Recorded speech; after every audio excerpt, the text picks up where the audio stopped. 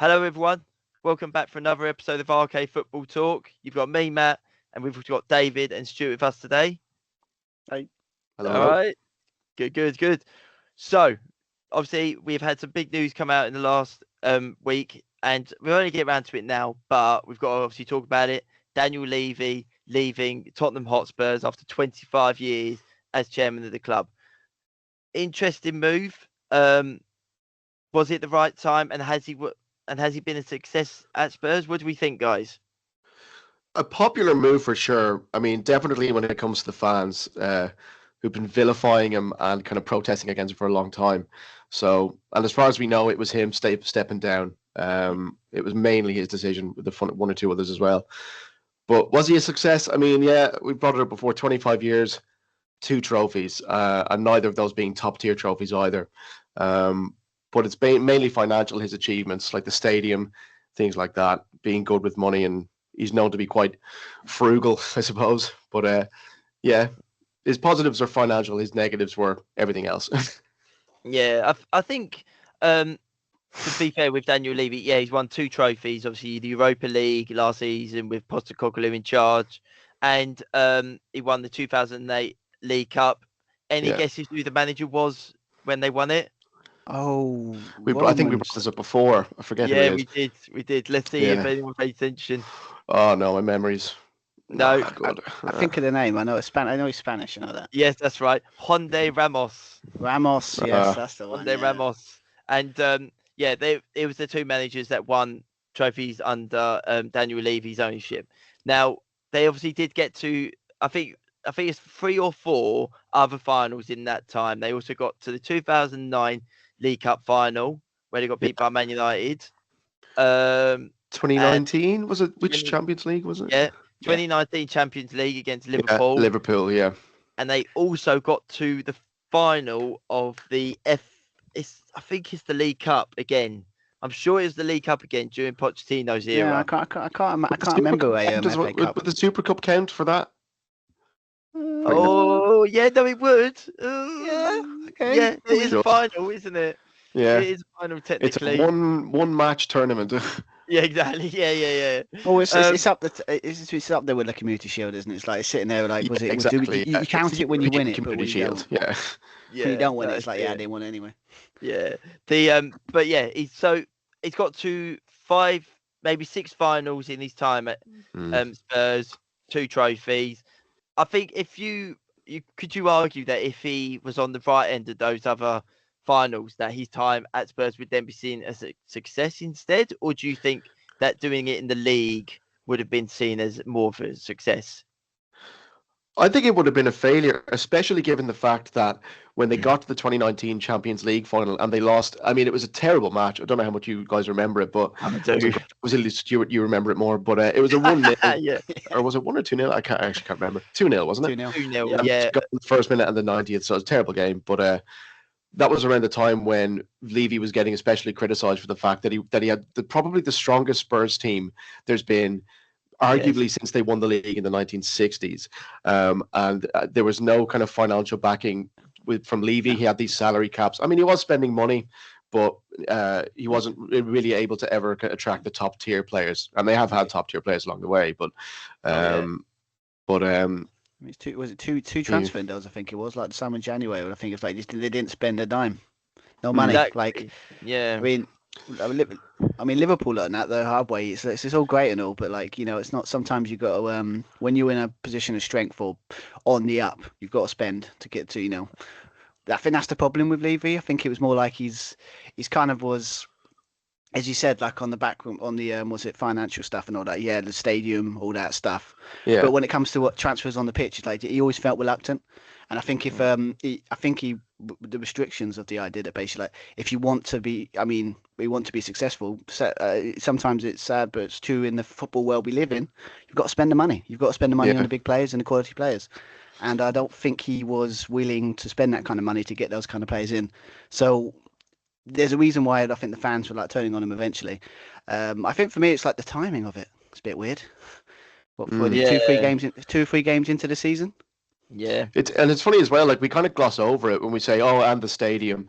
But I've seen many people say that it's one of the best, well, the best stadium in England. I mean, I've never been, but I do hear that said quite a lot about the Yeah, I've heard stadium. that as well. That it is just probably one of England's best stadiums. Yeah. So, It which is it a needs. big achievement.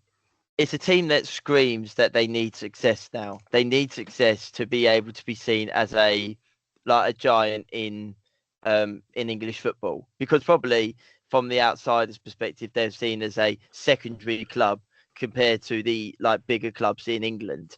But would who would you say in Daniel Levy's time at Tottenham? Who would you say is the one of the best signings he ever made? Well, it's For either the club? Bale or Kane. I know Kane was a product of the academy, but I would still class him as a. I mean, Would You you know, not he- say Heung-min Son? it's difficult to rule out Kane because he's been. It was Kale and Bain were the two star players for him for under Levy. You'd argue, um, but I yeah, mean, probably Bale, I would suppose, or uh, Ericsson, Son, I think in Luka Modric probably. Modric. Yeah, Yeah, although he because did his best work elsewhere. yeah, I think I think sometimes I don't know if people forget, but it's like forget like obviously because how well he's been at Real Madrid and how he's become like the kind of he was that linchpin for so long. It's like yeah, he started at Tottenham.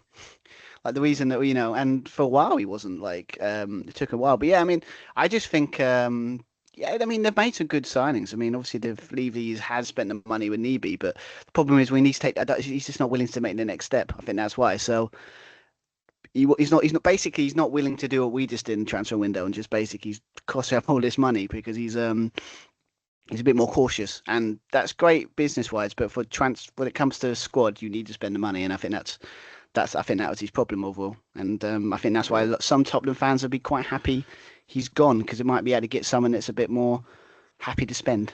So Would you? I think a signing I would definitely put up there as one of the best signings I think he made in his time. Heung-min Son, I'd put in there. Oh yeah, Think from Hoffenheim. yeah, Yeah, definitely. absolutely. Danny Alley. Well, actually, the fact that he came from a League One team was seen as, and it was such a clean bit of bit. What did they pay for him? Peanuts, basically, wasn't it? Yeah, Yes. they did. And he was incredible for them.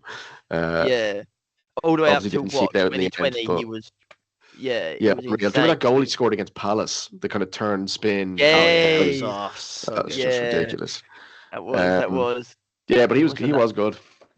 What about Um, someone like Lloris?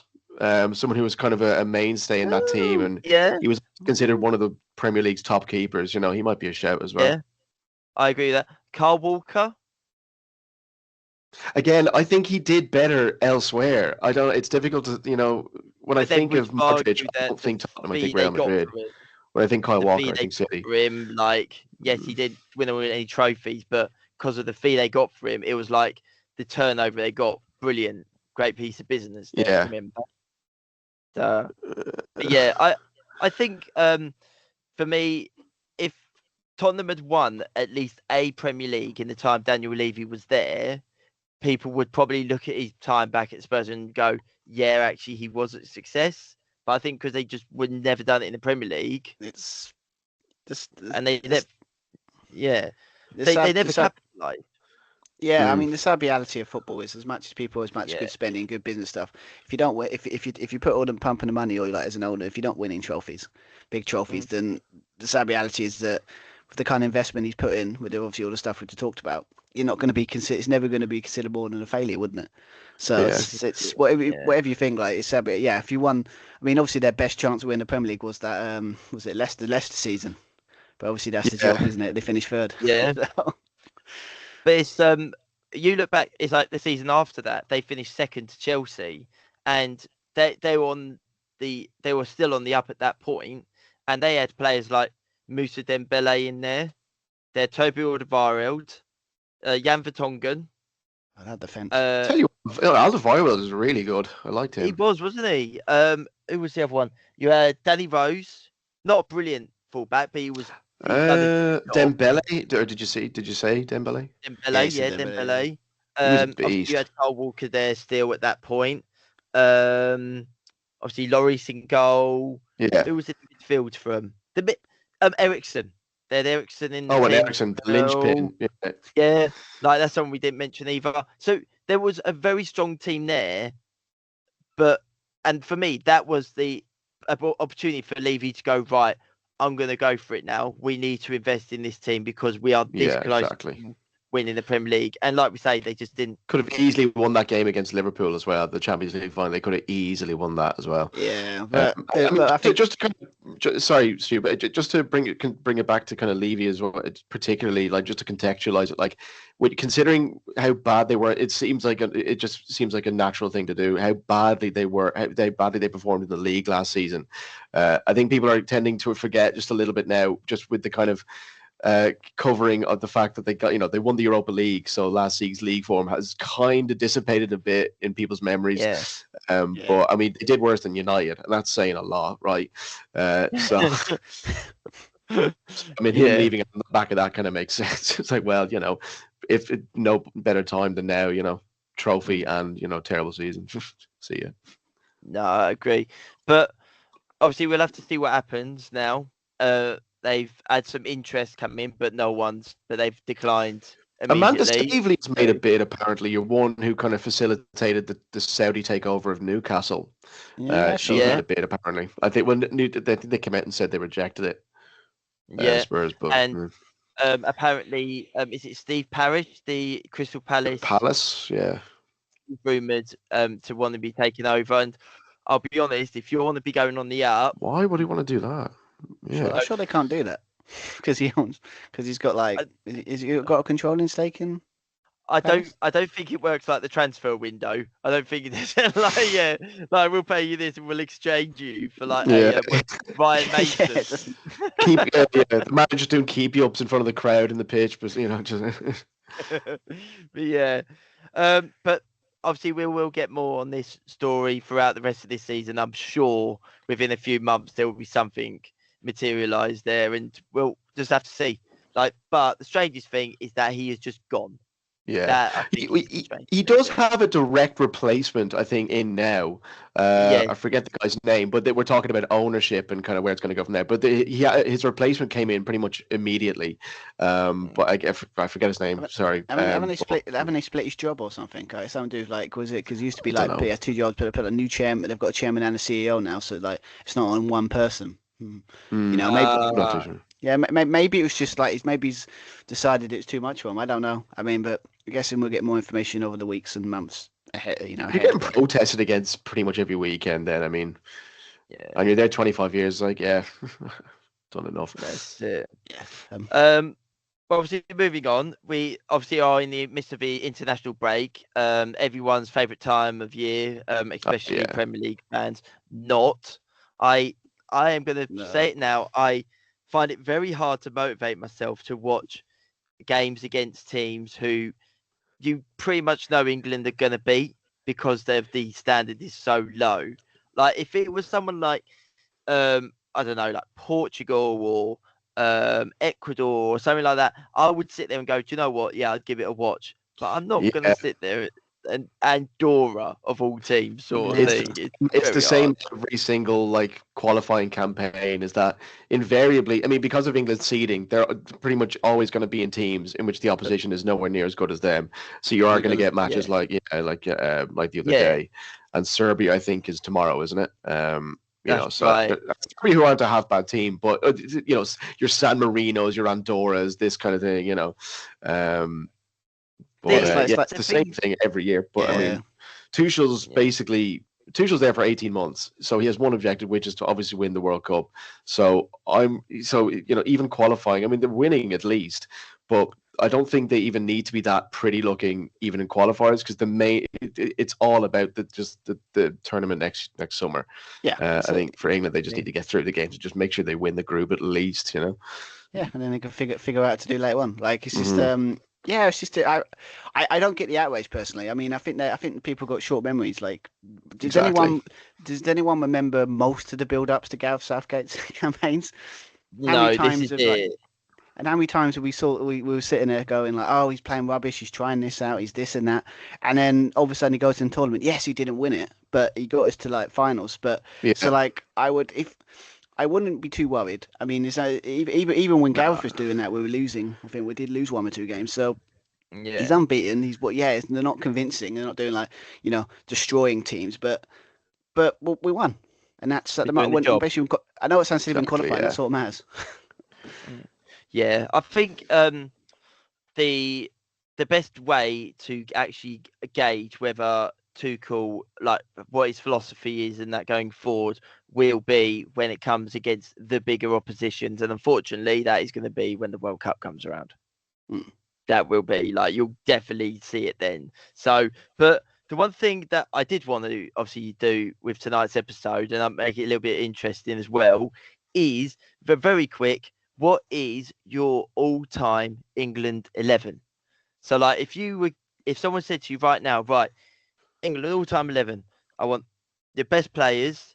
Who's going in there? So Yeah. we'll go through it as quickly as we can.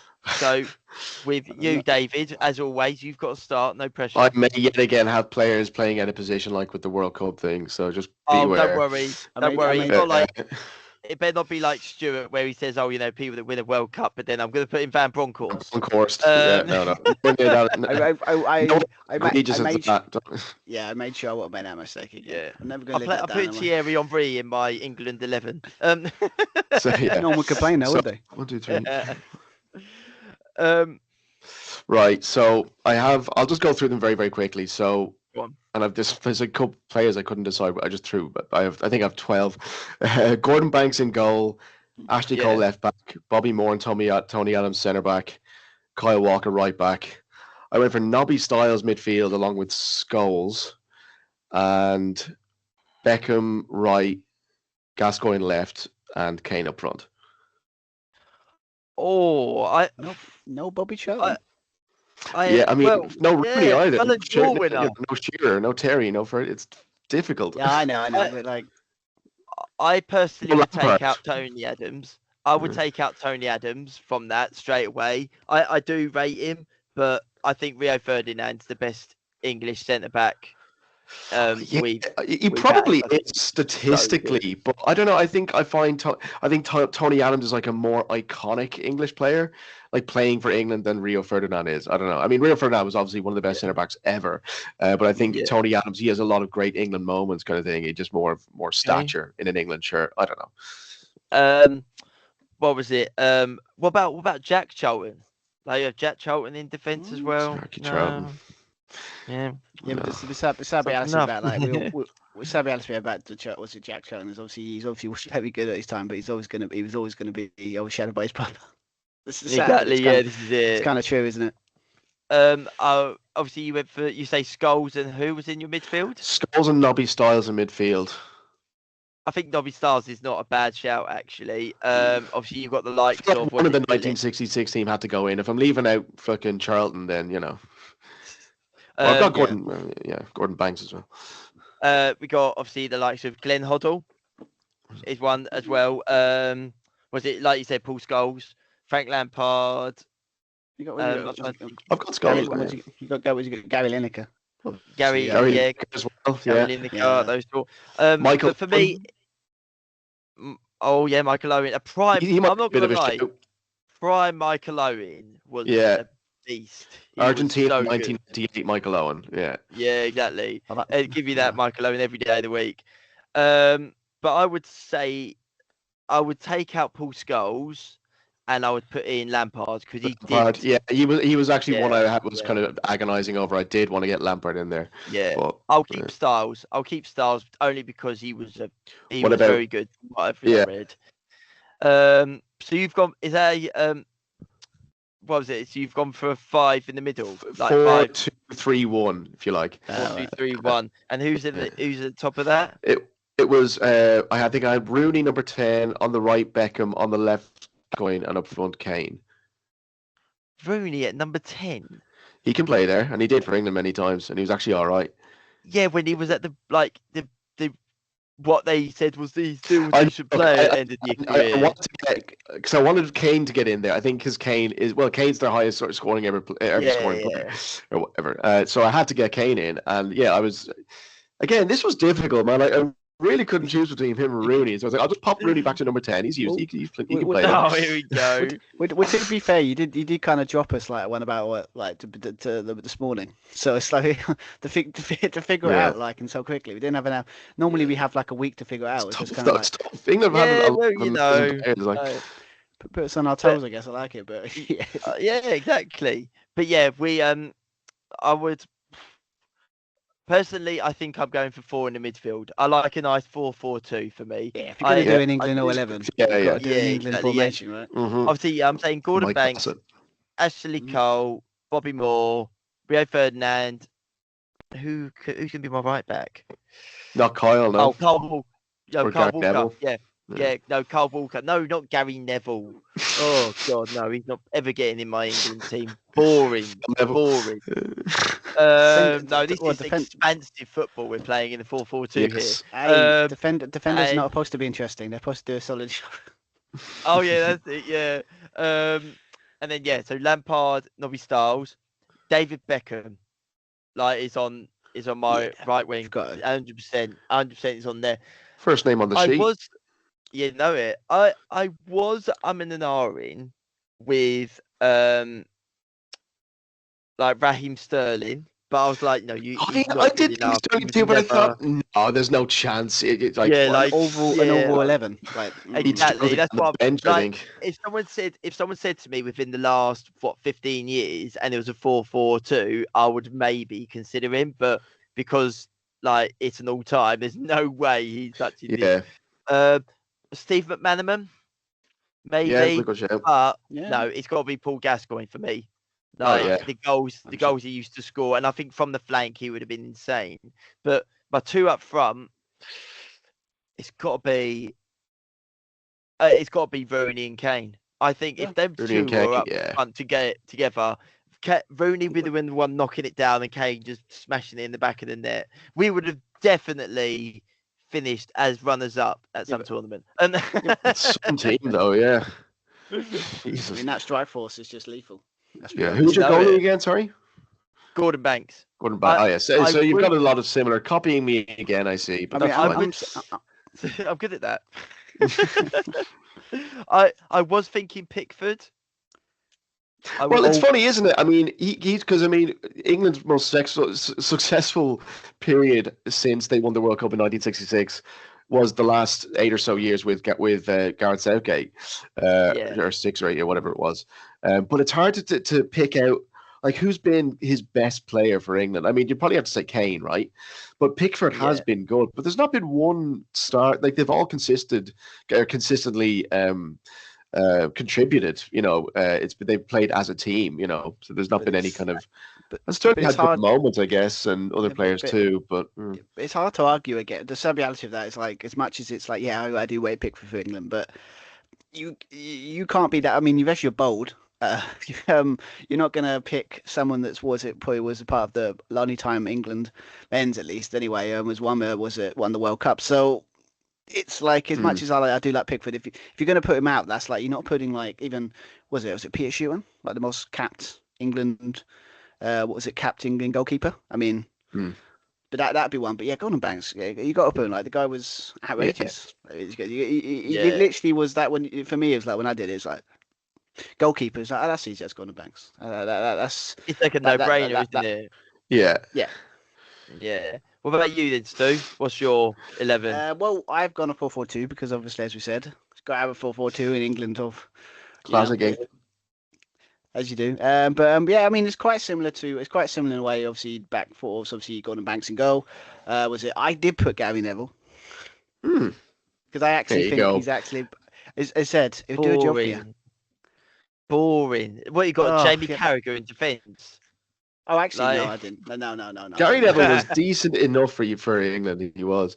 Yeah, I mean, he basically doesn't do. He's basically I think there's a reason, Sir Alex said once. You just put him on the pitch and just do a job for you. Sometimes you need them kind of players. He was like a robot. He was just Yeah.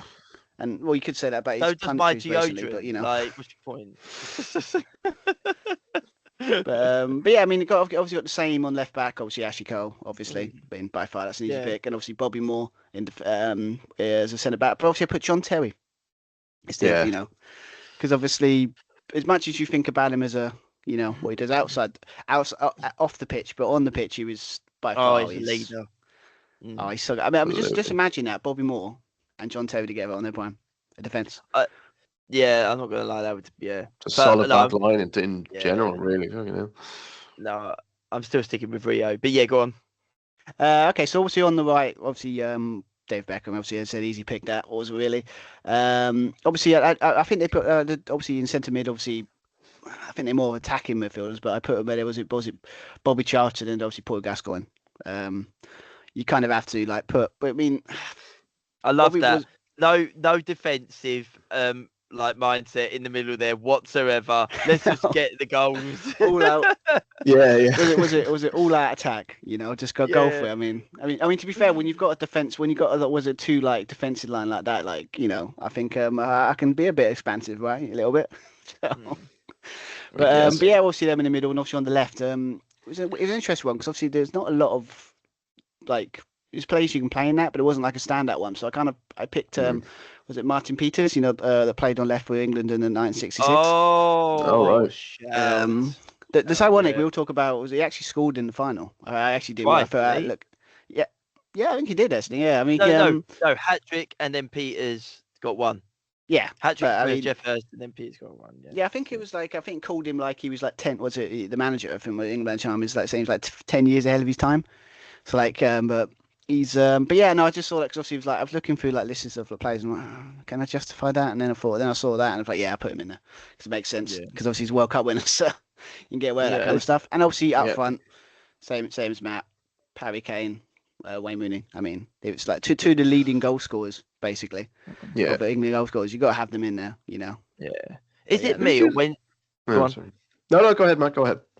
when you was growing up, like I always remember watching back the World Cup final from '66. I had it on the little DVD, and Jeff Hurst scored a hat trick, and I used to think he must have been one of the best strikers for England ever. He must have been. And then you look at the all-time goal scorers, his name's not even on there. His name's nowhere even near it. Like Well, obviously you got he's not like in top 10. yeah, exactly. Like you got Alan Shearer on there. I think Frank Lampard's on it as well. You got Gary Lineker, Wayne Rooney, and Harry Kane. That makes up. I think that's your top five. But like Yeah. that, all those names and Jeff Hurst, who scored a hat trick and won us the World Cup, he's not even on the list. Like it just goes to show Yeah. that sometimes it is just that one moment is all you need, isn't it? Yeah, defines your career. Everyone's Yeah. got that one goal. It's like, yeah. I mean, and obviously the goal that obviously probably should have stood, but I'm not saying like lucky VAR wasn't around in the 66, so we would have been in trouble. Oh no, it was over the line. We're not getting into this. It was over the line, and that is it. I know, but And then then the Germans got their revenge in bloody what was it, 2010? The Lampard. Yeah, God, that was it. I Yeah, remember that Unbelievable, because someone put like was it a picture where someone's like drawn was it instead of the line where the goal line is basically they've drawn around the ball so it looked like it went in. yeah. That's class. Yeah, I remember There was a that, great yeah. there was a great picture in one of the papers, and it was at halftime, and Rooney's like giving out to the ref, and you just see him do that. It's just saying like just that's how far it was over the line, ref. Like, it's So great. over the line, it's not even funny. That's how. I do have to say there are some times where I'm so glad VAR's a thing now because Oh, yeah. there are some shocking decisions from back in the day. Right, So yeah. like I do. There are some benefits to it. I didn't say that out loud. I mean, I think it's the goal line technology. I think it's more. There's definitely words. I mean, yeah. when we're talking about like working, I think I remember was it a game against was it Man United Tottenham a long time ago? I think it was Roy Carroll was in goal, I think, and someone chipped it from long range and it went in. Yes. Blatantly went in. But then obviously the referee said, "Oh no, goal." It's like, mate, it's gone over the line. So Yeah. but that I wouldn't have remember been a problem once- if they had the goal line technology thing. It once happened 2012 FA Cup semi-final. It was against Spurs, and I think it was John Terry. He's gone for a shot, and where the penalty box was so crowded, like the ball was like struggling to get through all this crowd, and the ball never went near the goal, and all of a sudden the ref's blown the whistle for a goal. And we were like, oh, it's a goal. So everyone's obviously going mental. We're like, yeah, get in and everything. Oh, was that a cup or a cup semi-final? Did you It's say? a cup semi-final. And then when Oh, you right. look back at the replay, the ball never goes near the line. It just bounces everywhere in this crowd, but It no was one blue in for a goal. I don't remember And I seeing was like, that. it's a I mean, goal. Like, I've seen.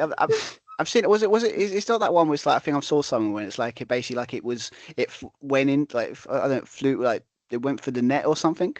So like Yeah. to some like the side of the Oh net. It's like, yeah, and it's like it flew in. So like, and it was it's a goal. It's like no, it didn't. It just went through the net.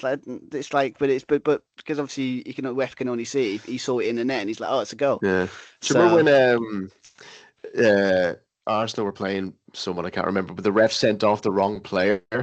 I think it was a Gibbs. Oh, it was against It was Chelsea. a Gibbs Ooh. and Saka, or No, was, Gibbs and Oxlade-Chamberlain. that's what yeah, it was. Yeah, it doesn't. Yes. I mean, that I was think it was another howler. Oxlade-Chamberlain. Was it Oxlade-Chamberlain that done the handball? I'm sure it was, and Gibbs was the one Yeah, got and sent off. he did that weird dive where he Yeah. kind of yeah. And he literally goes to the ref. He's like, I Yeah, handballed it. yeah, I that was me, handballed you it. It's dummy. like, Yeah, why would it you was not me. that was a Send me off. shocker. Yeah. Yeah, Oh my there's been God. many throughout the years that I could have used a bit of VAR. Yeah. Well, isn't it 2006 World Cup that player got booked 3 times Oh yeah. in the game, and it was Was an that That was extra the Howard dress Webb? referee. that not Howard Webb in 2010. Yeah. Oh, I think I No, might play. no. So Oh No, I it no, was you're a right, Graham Pole. That's who it was. yes, that's it, Graham that's it. Pole. Yeah, and Yeah. I don't think he ever Uh, worked again after that. No, I wouldn't He have might done well have done, no. but I could swear I read something Yeah, somewhere where he was like, yeah, that was it for him. yeah. Well, we'll leave the international break with that, I think. But we now have to move on to the important stuff. That's right, everyone. It's Super Six time. Okay. So obviously the big like that, Stu. I want the big remember. Um, but obviously we have got the 6 games this weekend. Now the 6 games, according to what I can see here, we have got Newcastle United at home to Wolves, Bournemouth at home to Brighton, West Ham United host Tottenham Hotspurs. Ooh, tasty one. You know it. Hmm. Chelsea travel to Brentford. You've got Burnley against Liverpool, and then the Manchester derby at the Etihad as Manchester City face Man United. And it's going to be one of those where you want Martin Tyler to go, and it's live. And it's live. Yeah, used to love that. What we'll do is we'll start with David, and then each one will swap who starts, of Yeah. course. Yeah, I haven't done my predictions yet, so I will. No, Go I with haven't. it. I haven't. David I haven't can copy either. me. So yeah, I'm going in cold. I mean, What's the first one? I'm all prepared, so I'm guessing everyone's Oh, like, here we go. One of us is going to be copying that Stu by accident now. No, you'll all be copying me as usual. That's fine. What was the first game? So Newcastle versus Wolves at St. Newcastle James's Wolves. Okay. I think that'll be 3-0 Newcastle. 3-0. Yeah. Oh, I just okay. think, I mean, you can never really say for sure, but I mean, I don't know, just the fact that the whole Isak thing is finally finished, they can kind of relax back into the season again. and they've actually got, and they've actually got some strikers. They've actually got some available strikers now, so Yeah, exactly. Yeah. So yeah, I think they'll pump Wolves, to be honest. Yeah, 3-0. Yeah, 3-0. Okay. Yes. Okay. Stu, what are we going with? yeah, I mean, again, it's one of these weird ones. It's like obviously if it's a Newcastle we've been getting obviously we got the last game, I think against Leeds, where it was just like one very good. Then there's not going to be a lot of goals in this one. But home, obviously, you said the Isak things out of the way. They got hopefully the 2 new strikers will start making an appearance that they got, near the end of the transfer window. But yeah, I mean, I would say 2-1, Newcastle. I think You it's always go for the infamous goal for both teams, don't you? because It's that's just- it's at the moment it's working. So I'm just saying, This is true. I mug you off for it, but yet you are top. So I can't actually deny. So yeah, Top of the fair Super enough. Six. Oh, very Yeah, good. yeah. Very good. Exactly. Like he's not smug about it at all. Sod. no, not at all. Well, I've actually gone for 3-1 Newcastle. I think that I do agree. I think the whole Isak situation now died down. The signing that they made of that new striker as well. Obviously, he'll have a chance to really show his worth as well. The I Aston think Villa fella as well. Who did they get from Villa again? Sorry, Ramsey, Ramsey. Jacob Yeah, so Ramsey. Yeah, It's a good that's a pick, very actually. good signing as well, I Yeah. have to say.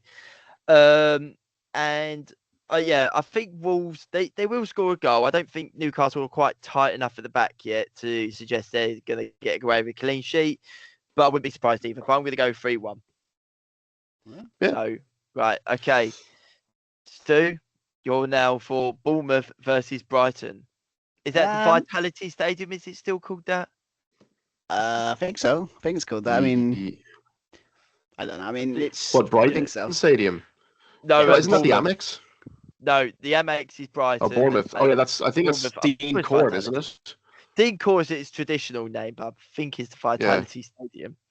Like there's a Oh, big right, okay. sausage Yeah, I dog think you're right. that goes, like the Wembley Stadium. They've just got a big sausage dog that goes above the stadium, like that. Right. Okay. Go on, then, Stu. Oh, okay. Well, this one strikes weird because obviously, if you gave me that a week ago, I would have probably said like it's got a draw. But and obviously Bournemouth at home. But I just think obviously because you got Brighton, obviously got bouncing off, obviously beating Man City the way they did. Maybe this might be that kick in the teeth to have go back to the Brighton we know. So I'm gonna say put the same. Was it? I'm gonna say 2-1 Brighton. Okay. All right. Yeah. I'm actually going 3-0 Bournemouth. So this could be quite an interesting round of result. I think that Bournemouth really are going to get going now under their manager. They look like a team that is on going in the right direction. Obviously international break can stall a couple of teams, so they may have a bit of a jittery bit for a moment, but I think they'll take this game by the scruff of the neck. So yeah, I'm going to go 3-0. I was actually going to go 2-1 as well, but you've kind of convinced me that Bournemouth might. I'm going to go 2-2. 2-2. Oh, sit on the fence. I think it'll be Oh, a regular goal fest this game. Is this your kind of prediction that sounds crazy, but it could actually happen because we've It's not had a that couple crazy of a them. prediction, I don't think. No, 2-2 is fairly. I mean, you had the 3. Was it the 3-2? Not that Was mad. it West Ham Sunderland? And that, it's like you always have one result. You go, yeah, it's probably. You look at it. Yeah, Going, I it's don't. like, I show offy kind of. yeah. Go against. Maybe I'll have one of those for one of the other games. We'll see. But yeah, 2-2. Yeah. All right. Okay. So I'll start this one. So obviously it's West Ham United at the London Stadium against Tottenham Hotspurs. First, obviously, game without Daniel Levy, but I don't think that's going to affect what's going on the pitch. Really, I think they'll get the job done. Thomas Frank's done really well there. Obviously, West Ham did get a victory before the international break. So can they continue that form beyond the international break? I don't think so. I think the Spurs side have really got itself going. They did lose though to Bournemouth just before the international break, so that's to consider as well. Yeah. But I think Richarlison, the likes of Kudus, I think there's enough stars there to really pull off something of a hammer in here. So I'm going to go with 4-1. 4-1 Tottenham, and forgive the wording. I like the pun there. Forgive the hammering. I like that. I thought that was quite good for me. But I would not be surprised if Kudus gets on the score sheet here. The booze he's going to get. The booze. Yeah. I think it's a fascinating game. Like, are there two clubs in the league whose contrasts and whose form in the league so far has contrasted more? Like, because Tottenham are like that, and West Ham are like that. So I think I think it'll be a fascinating game, to be honest. But see, I'm really tempted to go 2-2 again, but I don't want to do another. It does have that feel of a kind of goalie. Yeah, 2-2. Two 2-0s. Okay. They'll cancel each other out. Back. Oh, right. If you get 2 2-2s in a row now on this Super 6, I am going to be furious with that one. Like, no way. Right, go on then, Stu. What, for the Brentford one or Stern? No. West Ham, we're doing the West Ham. You haven't said that one yet. Oh, my bad. Seems to be I'm not thinking straight, apparently. Yeah, I mean, this is I don't know. This is going to be a tasty one, I think. I kind of like because obviously it's post obviously it's big like kind of derby in a way. But yeah, I mean, I think obviously Tottenham have looked yeah, they're a bit shaky in the last game, but against this West Ham side, I mean, they should win it quite comfortably. But I would put I won't go crazy like a 4-1 like Matt, but I'll go like a safe traditional 2-1 to Tottenham. Oh, the traditional goal for the opposition. That's... Like it. Right, okay. David, you're starting this one. So it's obviously Brentford at home to Chelsea for this next one. Anything other than a Chelsea win, I will be terminating this call. Well, I don't think Chelsea will win, unfortunately, but yeah, so I was going to go 2-1 Chelsea. Fair enough. No, sorry, 3-1. 3-1 Chelsea. Yeah. Okay. All right. Right. Go on then, Stu. Yeah, I mean, I guess this is the first copy of the the podcast. Obviously, I've also gone for Chelsea to win 3-1 at Brentford. Aha. But No way. Yeah, I mean, I come on, Brentford, not great. Chelsea, scoring goals for fun. It's pretty much slam dunk, isn't it, really? Yeah. Well, that makes a hat trick because we've all gone for 3-1 Hey. Brentford, 3-1 Brentford, 3-1 Chelsea. Great minds, eh? Great minds. Great minds think They alike. think alike. Yes. I think that like obviously we've said about Keith Andrews, one win in his first 3 games is actually not a bad return, really. For his, not the worst. Yeah, it's not the worst with with everything that's happened this summer. Yeah, I doing think as good as Man City. take that. Yeah, exactly. They are. But Chelsea, they have got the strength. They've got a really strong team. And yeah, I just can't see how we're going to struggle too much in this game. If we do, it will be because we have not showed up. But I'm confident with a 3-1 win. So yeah. Right, Stu, you're up, mate. I wonder, is that the first time we've all gone for the same score? It is. Must it be, is. right? It is. Why Anyway. couldn't it be like a 4-all? What a shame. Right, Stu, go on then. Burnley versus Liverpool. Obviously, try not to be biased here. Unfortunately, I can't hide my bias on this one because obviously, I mean, except for unless it's a situation that we can't break down that defense, like and they put like a stall and it gets like a 0-0 and it'd be horrible. But I think it's like we've had our kind of like tough staff performances and obviously we've had a week and a bit off. So I see us hopefully we can kickstart kind of Pop having a really good performance and but yeah, I'm putting 3-1 Liverpool. Okay. I think it's going to be a very like gritty, not very nice game to watch. I don't think Liverpool are ever going to get going in this game because I think Burnley are going to put it this way. I would not be surprised if a lot of Burnley players get booked in this game. Yeah, because they're trying to slow Liverpool down. Yeah, that's what I sending off in the 20th minute and all of a sudden it just like goes crazy or something like that. No, nothing like that. I'm thinking more like, Liverpool on the counter attack. Oh, it's a foul. Foul straight away, like all of this sort of stuff. Yeah. But I think it'll be in a way tactical genius for about an hour, and then I think Liverpool will then obviously tear them apart in the end. But I'm going to go with 2-1. I am, and Isak to potentially get the winner on his debut. Or he gets the hat trick on his debut. I mean, depends how you look at it. I do think as well that it will be an industrious and gritty performance by Burnley, but I do think Liverpool are just that good, right? They'll find a way to break them down in the end. So I'm going to go with 3-1. Okay, same there. Like it. Okay. Oh, you went with same as Stu. Yeah, 3-1. Yeah. Who's copying now? One each. Yeah, one each. We'll see who copies who next. Now, for the big game of the weekend, the one that probably a lot of football fans will be looking forward to, the Manchester Derby at the Etihad. And for once in this year, Manchester United are actually doing better than their rivals. Yeah, it's their rivals, but yet no one talks about it.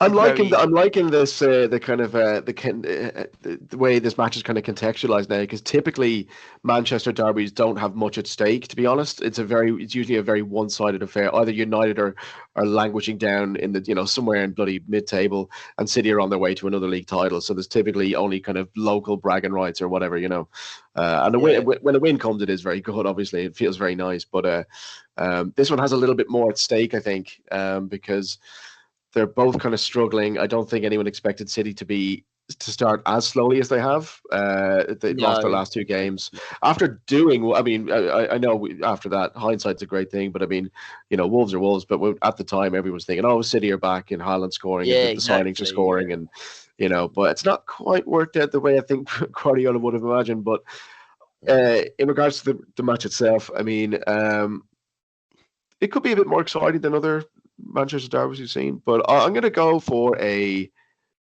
such a good time to play City, but there's never a bad time to play United. That's the only thing. The I'm going interesting thing is that I'm going to go with 2-1 United. Come on.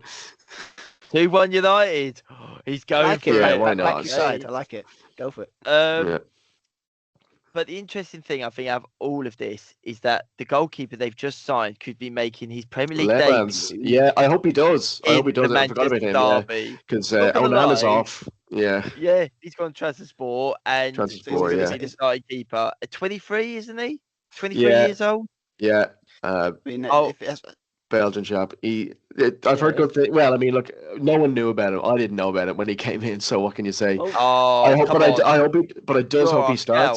starts. I do hope he starts. I hope Amram throws him in for his first game. didn't you Because hear the it's good just one news, of mate? those. Didn't you get some Say good again, news sorry? this week? Didn't you get some good news this week? Or what's his name? Well, your goalkeeper's finally left. Well, Onana's gone to transport. Well, oh, okay, right. Finally got rid of him. Finally got rid of him. So like maybe that if you still had him on the books, you'd be I like, wasn't. but Well, yeah, I suppose. But I mean, we couldn't have three keepers on the bench. But good for Onana, I suppose. Watch him have an amazing season and get a trophy outside the yeah. Transport Bloody Never, Stadium. Yeah. It just number four always Man United happens. player. Was it leaving Man United and become like all of a sudden become Yeah, this like world beating? Like where was this? It's like but it's yeah, just a Exactly. long list. But exactly. yeah. Yeah, but no, look at with the keeper. Anyway, the keeper. I hope he does start him, and I hope he has a great game. And if he does, I mean, what a start to his career that would be to his United career. Sorry. Yeah. I'm actually going completely the opposite to You what think it's going to be a doing Dave is. like 6-0 or something? Yeah, Another well, 6-1. no, not as bad as that. No, not back 7-2? to 2012 when you got spanked Yeah, by City at the 6-1. Yeah. I'm actually going 4-1. I am. I don't think Man City's defense is as solid as what it No, could it's be. not.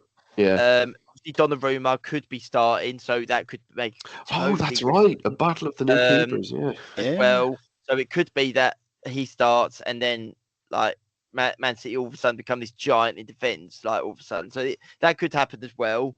But judging off of what we've seen so far this season, I reckon they will concede. But I think that Haaland will have a man the match performance here. And Yeah. could get a hat trick. He's done it before against Man United. So I'm going to go with 4-1. I am here. You like your 4-1s. 4-1, 4-1. I think Moyes' first Manchester derby had ended 4-1 to City as well. I think that's happened before. Oh yeah. Maybe think it's so. a genius stroke. Genius I stroke. think the one was a Rooney free kick. I think that comes to mind quite wow. clearly for some reason. Right, Stu, what are we going for? The final one of the Super Six. Yes. This is again, they're both going in. It's probably the first time in a long time I've watching this game, where it's actually both teams are not going into it. Not like was it Man United? Was it got the win last? Was it last week? Last time they played, but just. But and then obviously Man City obviously lost 2 on the bounce. So it's kind of a match that kind of like it's. If I was Man United, I'd be sitting there going like, with that defensive priorities and kind of way Amorim plays, he might see the best performance for him.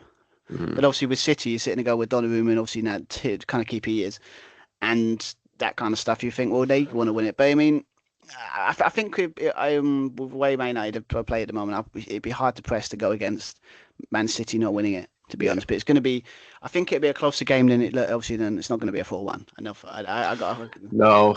It's going to be a close game, I think. But I think. 4-4. Oh yeah, I'm going to fuck for it 5-4. Yeah, no. Oh, come on. But no. I mean, maybe do that. I've only seen that once. I think once, or was it 4-4, and that was Arsenal Liverpool, and that was a absolutely mental game. But I would put, I think City 2-1. Let's be honest. I mean, I think. But again, I won't be surprised if it's like, I know what we think about Man United, but I wouldn't be surprised if this is the kind of game when they like the way they play thrives. Won their last season in the Ahmad winner, and I mean Delict especially has had a pretty solid, and Yoro as well. Our back line has looked, I mean, keeper aside, but Delict's played really well against. He kind of cancelled out Gyökeres really nicely again in the first game. So if you could do something similar-ish with Haaland, I know Haaland's a much bigger player and some bigger presence, but you can. But you can. I think if they can remain compact, that defense will kind of work with each other, and well, that's the problem with Haaland. I think something could happen. Well, I mean, that's the problem with Haaland, isn't it? It's like you can drown him out quite easily. Like if you've got a pretty compact defense, you can probably, if you just like cut the service off, he's not going to do much in the game. Yeah. So all he needs is 4 chances and he'll score. Yeah, there is that as well. yeah. I gotta be honest. That's the flip side to that. Yeah. But yeah, I'm putting C. I just think they've probably, if you look at it from the paper, it's like they've probably should have enough to win this game. But don't be surprised if we come back and next podcast, and obviously it's going to be Dave's going to be in jubilation and actually talking positive instead of negative about Man United, and be happy that in a kind of attitude. Yeah, in a kind of nice way. I kind of hope, because it would be nice to talk about Man United in positive for a change. Yeah. I mean, look, make no mistake. I think Man City are the huge favourites against us on Sunday. Don't get me wrong, but just think maybe something could happen. But it's always got to have hope. Anything can happen. Anything can happen in derby. Yes. But we're going to finish on a nice note.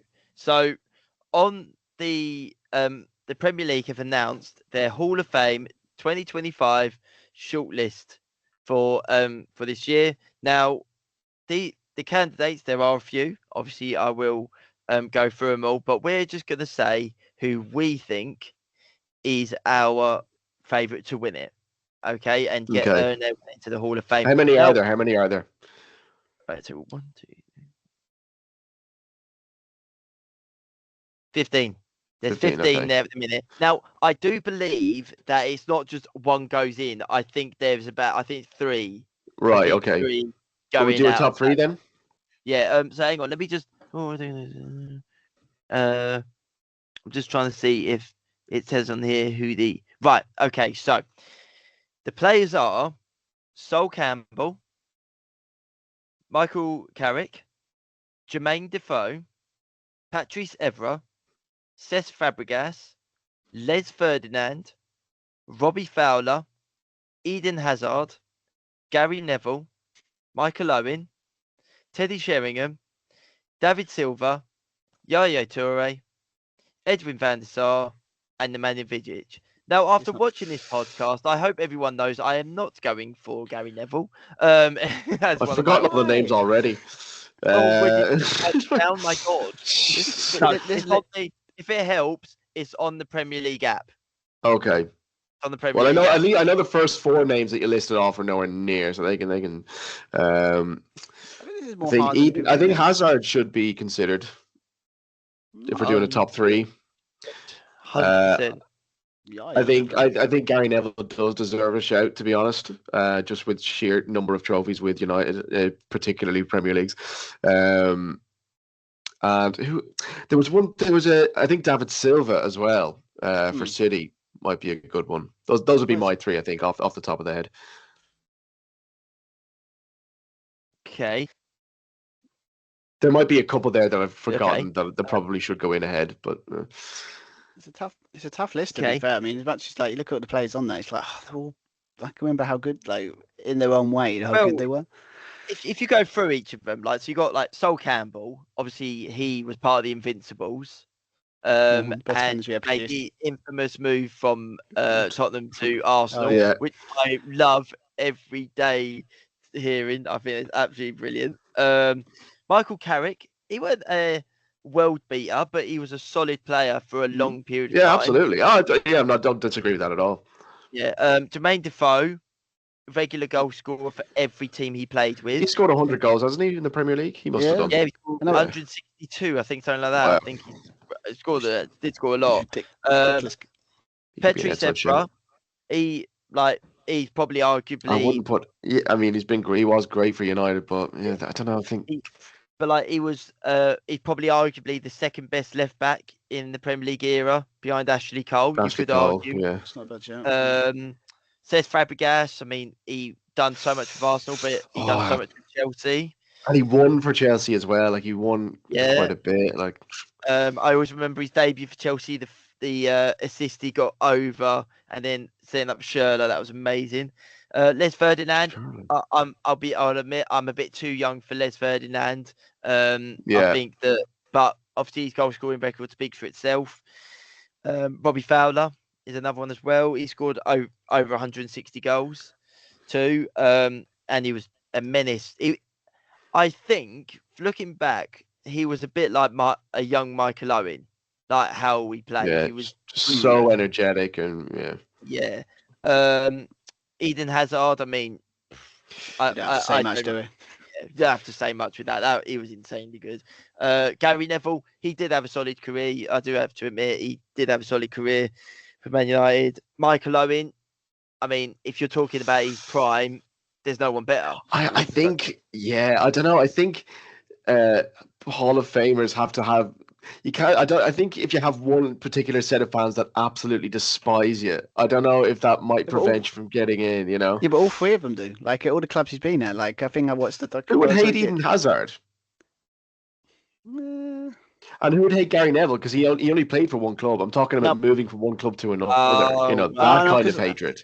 Michael Owen is more situation. Liverpool, we didn't like him because he went to was it Real Madrid? I don't think Real Madrid liked him, and then he went to Newcastle. They didn't like him, and then Liverpool hated him more because he went to Man United. At United. And then and then he obviously went to Stoke, and I don't think they liked him either. So basically, the poor guy, like not poor, I guess he's like someone said, well, he's an old school mercenary type player. He never had any roots anywhere, but you can't deny he was amazing. Yeah, I mean, 100%. Like, I mean, he won the incredible. He won the I mean, you can't. As someone said, like he won. I think he said Ballon d'Or. Who does like, especially in. Yeah. So you do have to give him credit there. I mean, when you look at the stats, it doesn't sound amazing, but you got to look at what he did to win it. Like, technically, say he was a Real Madrid Galactico as well, more or less. Yeah. He was in that side. Yeah. They got Teddy Sheringham, like the first ever Golden Boot winner. He was in the Premier League. David Silva, he may not have been as prolific as De Bruyne in terms of assists, but the guy was a magician.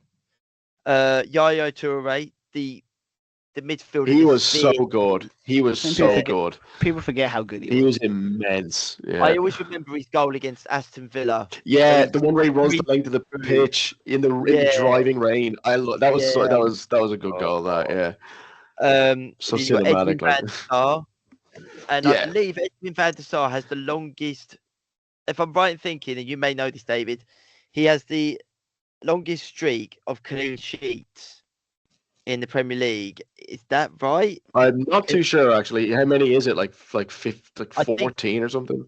I think something like that. But he went back and beat Petr Cech's record, I believe. Yeah. I mean, he was amazing. I mean, one of United's best ever keepers. I would probably say he was one of our best ever keepers, if not the best. And I know it's in Champions, but he obviously just winning the European Cup as well in 2008 as well just makes it just an iconic player. And he won it twice. He won it twice. I know it weren't the Premier League, but he won it. Didn't he? Yeah. So Oh no, was it Ajax? I think it was Ajax. He won it with for the first time. Are you talking about the Champions League now? Yeah. Yeah, Champions League. You said the Premier League, and it threw me off. Oh, no, sorry. I was like, wait a minute. It completely threw me off. He was very. I think it was Ajax. Yeah. But he but obviously he did start at Fulham as well. A lot of people do forget that. And Go on. Yeah, that's actually crazy. Like when you think about it, it's like I think Man United, like when he got him, it's like it made sense at the time because obviously it's like he's a hidden gem. Like it's just like how is Mm. no Yeah, one big club? No offense to Fulham, no offense, but you should be playing in like the top games and stuff like that. And obviously when he went to Man Yeah, United, he was and immense. But just an yeah, it's absolute like tower of a man. Like yeah, he's there just. for he years. was. Like we're not talking about 1 or 2 seasons. He was there for like many years for Fulham before he Mhm. even before the tail end of career went to Man United. But yeah, I mean, It was back when Pizza unbelievable Hut was keeper. on their tops, wasn't it? Oh When yeah. Pizza Hut was on the Fulham Pizza. shirt. They had a pizza Oh with my branded it. word. I remember that. I was like, oh my god. Oh. But yeah, and then the final one is Nemanja Vidic. Now, obviously, he's highly considered to be the best foreign centre back to ever play in the Premier League. There was a few contenders there, but yeah, I mean, he certainly I'm not was getting into great. that. I've already annoyed some Liverpool fans with my comments, so we're going to leave it at that. I think with that one.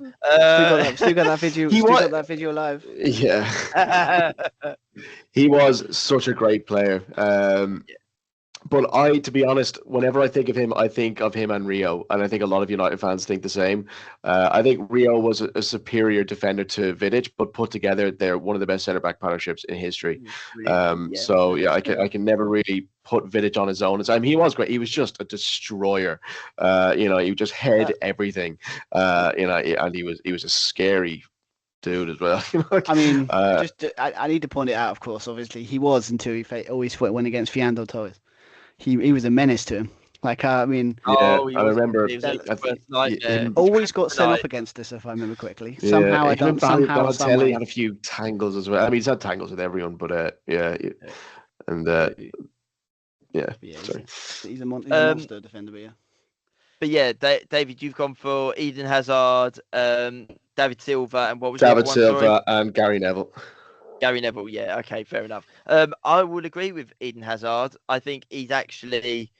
This might be a bit bold to say, but I think he's the best player on that list.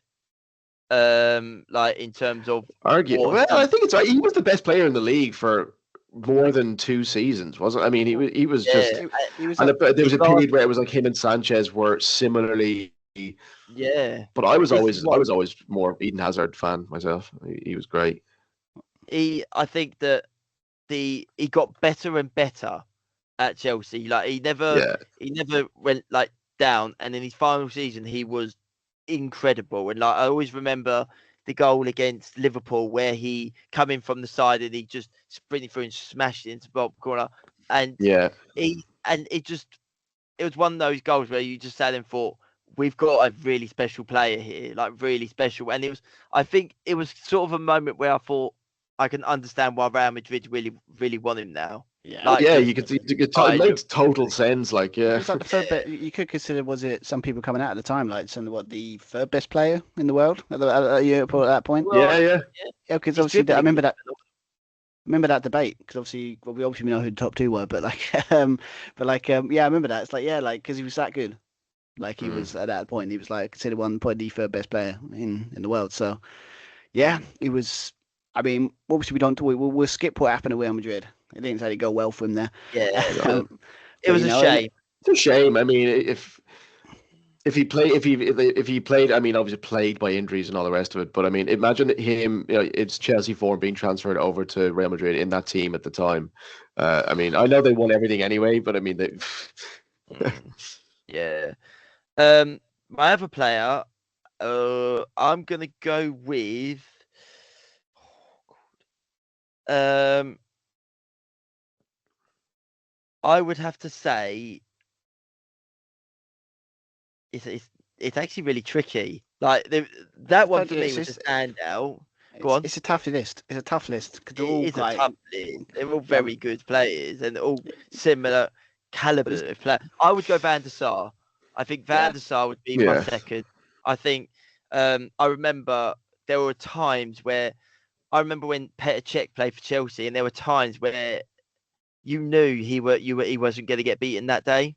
Like he was Mm. that good sometimes, Yeah, absolutely. um, and I remember there were games with Edwin van der Sar, and I watched them, and I was just like, "You're not getting past him.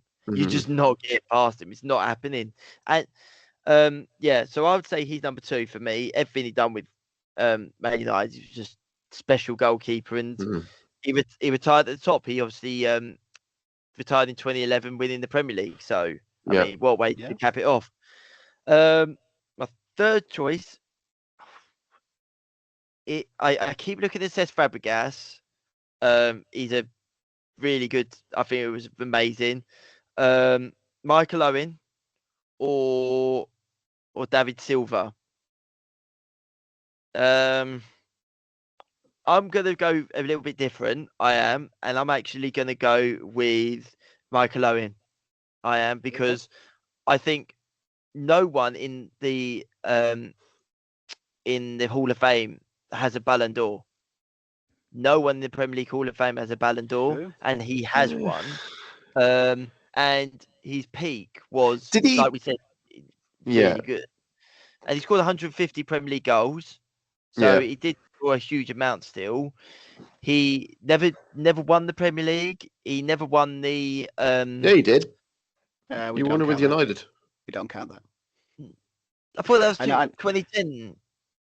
We did Yeah, win that's it. when he was there. That was Yeah, that was the whole 2010, point. when Chelsea won it. Not 2010. What was the year? Was it 2011? No. No. Hang on a sec. It's all like. When did Owen actually Trust go me, there? he definitely won it because obviously Yeah, there's yeah. a I reason forget the why year now, Liverpool but yeah. fans still But hate anyway, him to this sorry day. to cut across.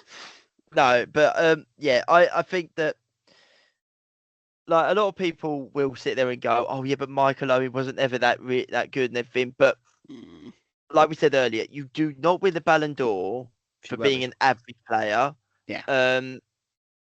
And you've got to look at the players that were in the world at that time as well. Like you had Rivaldo still playing. Obviously a very young Andrei Shevchenko was coming through the ranks as well. Henry was another player coming through as well. There was some big players coming through at that time. Yeah. And he topped the lot. He topped the lot of them and went and won the Ballon d'Or. So did he win the Ballon d'Or when he was at Liverpool? He did, right? Yes. Yeah. This is what, Yeah, it was the World Cup year, wasn't it? 2001, I believe. Oh, was it? Oh, okay, right. I wouldn't surprise Hang me. on.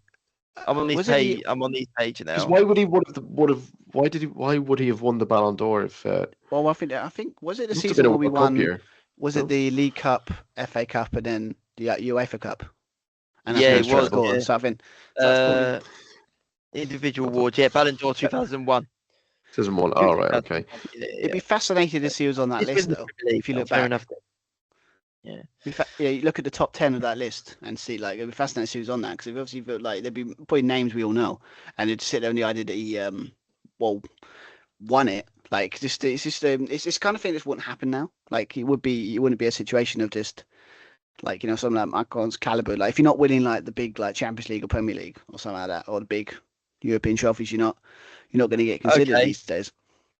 Well, this is your top 10. So I think this actually screams how good Michael Owen was that year. I know it's based off of voting, and I get that it's not like it's opinion based. It is opinion based. I mean, like my argument will always be that Wesley Sneijder should have won the Ballon d'Or in 2010, like 100%. But Lewandowski should have won it.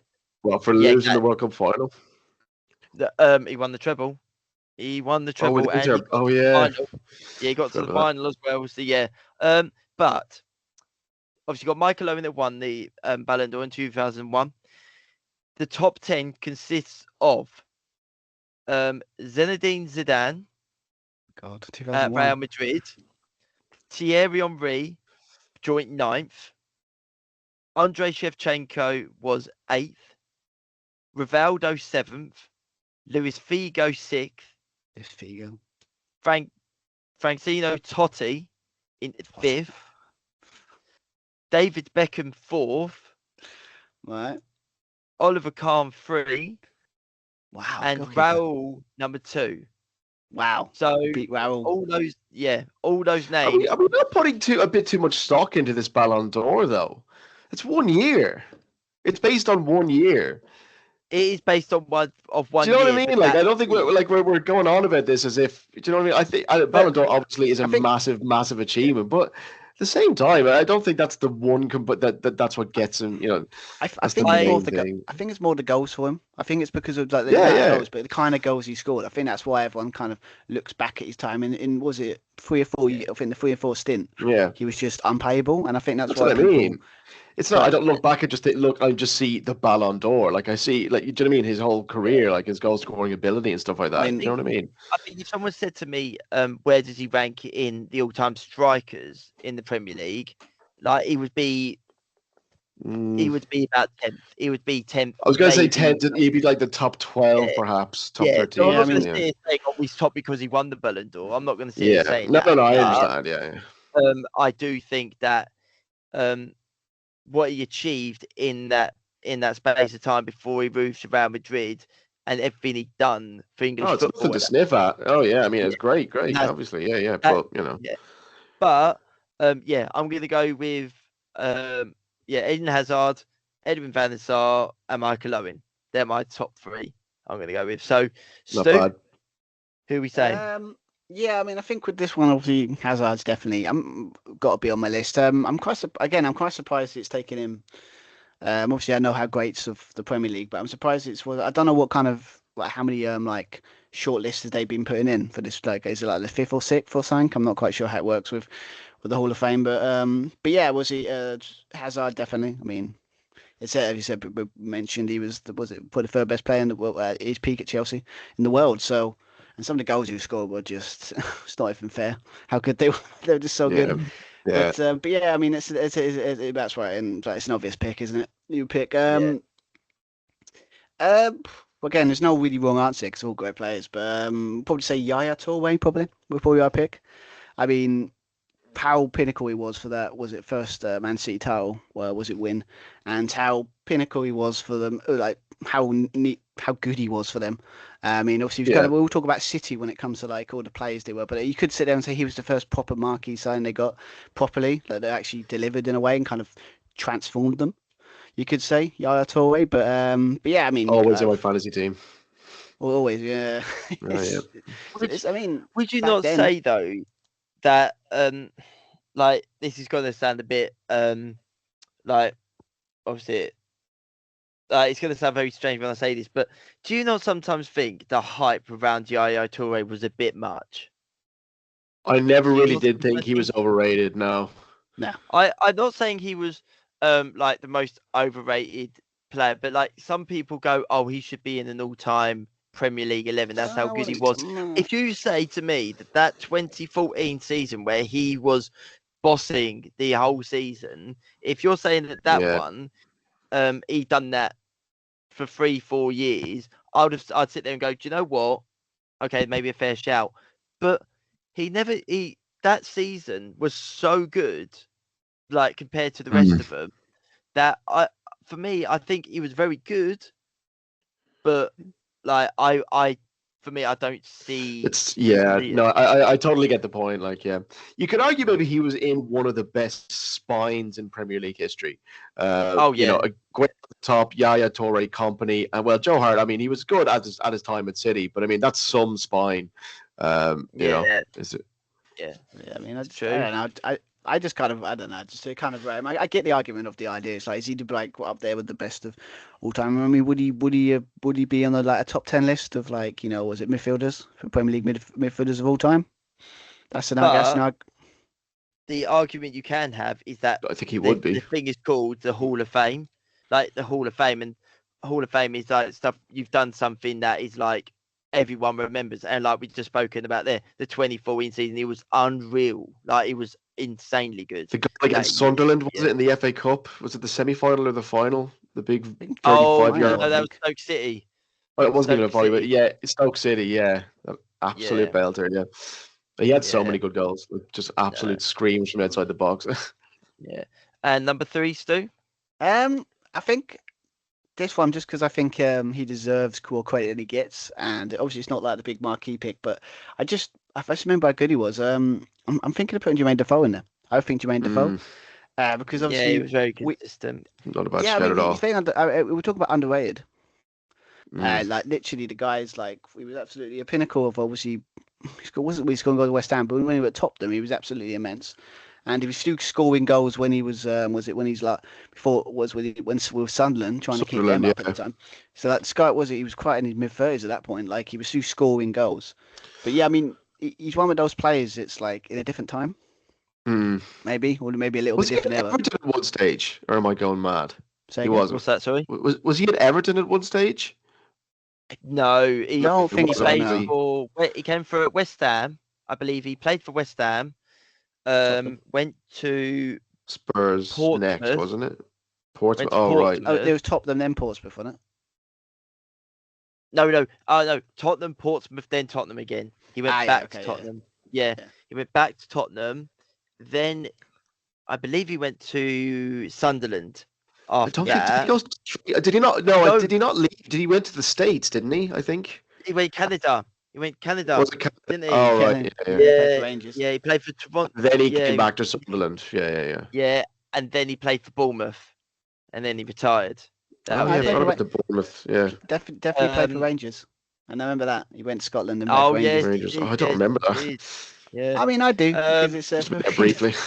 Yes, but he's made the boat. Yeah, I literally think again for England it's really unfair, like it's really unlucky for him because obviously he's a really prolific goal scorer, but he never really got a sniff. And if we go back to the whole podcast kind of about England, like he never really got a sniff for the England team when he was so consistent, so prolific when it comes to goal scoring. Like it's just unlucky that obviously came in a time when basically he had outstanding strikers way above on top of the list. But yeah, I don't know. Just out of all these lists, obviously you know all these people on this list, you know how good they are in a way. But Jermaine Defoe's like he just doesn't get the credit I think that he should because he was an outstanding striker. Fair. Yeah, I think my favourite one will always, and I think everyone will say the same. My favourite one will always be when he scored that goal against Newcastle. I think that's my favourite Defoe goal. Popped on his foot, didn't it? Like dipped in like that. Lovely. That was. Won the game. It was a celebration as well, wasn't it? You could just tell. It out like that. He was just like, let's have Yeah. It's one of them that even when you're playing FIFA, if that goes in the back of the net, you're blimmin' buzzing. Yeah. Just so clean. Like, Yeah. No, true. Right. Well, we'll finish off on that anyway. Obviously, we'll be back next week after the Premier League weekend, after the Manchester derby. We will see how David is feeling next week. We shall see. For all we know, he may be in a brilliant mood, and me and Stu may have had a terrible weekend with our team. Let's hope that doesn't happen for us. That'd be nice. Oh, please. I'm wearing the Burnley colours, look. Oh, yeah. Still part of your plan, is it? Still part of your plan. Yeah, you know it. Yeah. Nice. Take care, everyone. Yeah, go on. All right, then. No worries. But you take care, everyone. All right, see you next week. See ya. All right.